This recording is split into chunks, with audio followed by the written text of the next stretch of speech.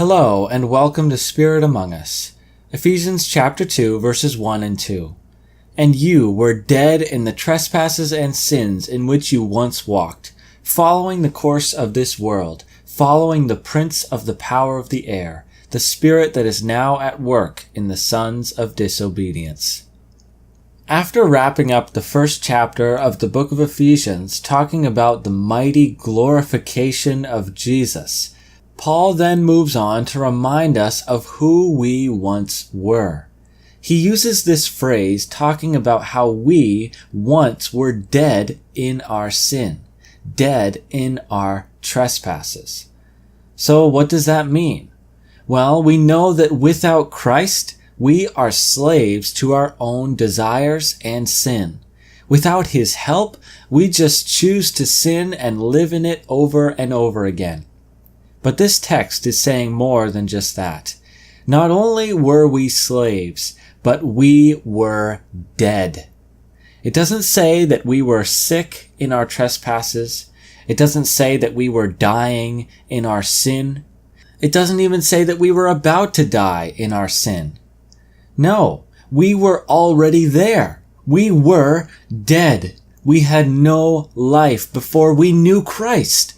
There was no worth in us. There was no hope, no real reason for being alive. And worst of all, we were headed on a path straight to destruction. So it is with everyone who does not know the Lord Jesus Christ. Now, you may think that sounds harsh. I mean, how can we say that those who don't believe are dead? Surely there are good things people can do. Surely there's some worth that can be found in them. And clearly they have life in them, even if it isn't directed in the right way. Well, it can be easy to think this, especially when the life we envision is compared relatively to what we know. But the problem is our view of life is way too low and doesn't compare with what real life actually is. This is all we know. We only know the darkness of this world, and therefore what we're comparing real life to is completely relative. And the truth is, there is absolutely no life apart from Christ. The only life anyone has is given from Him because He is the source of all things. And the unfortunate consequence of the fall is that we were all born into this world already dead.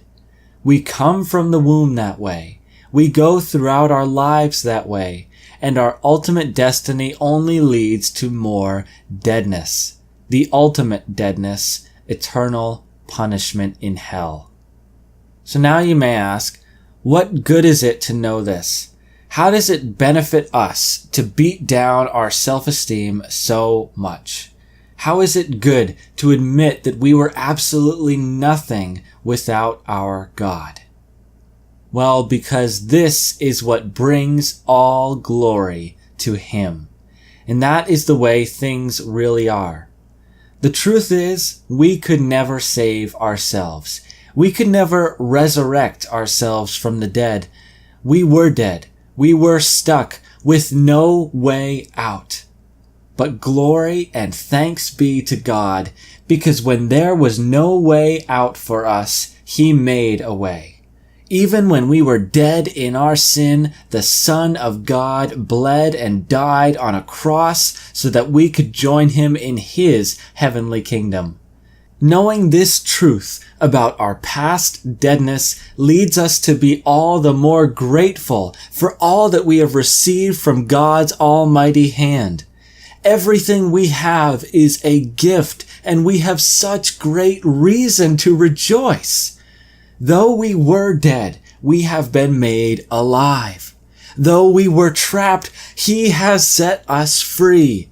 And though we already stood condemned, our God has saved us.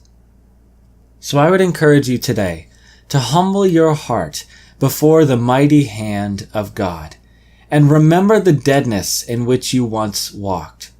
Remember the life that you had that wasn't really life at all. And thank God for redeeming you and blessing you with such an unimaginable inheritance given through His Son. Thank you for watching, and God bless.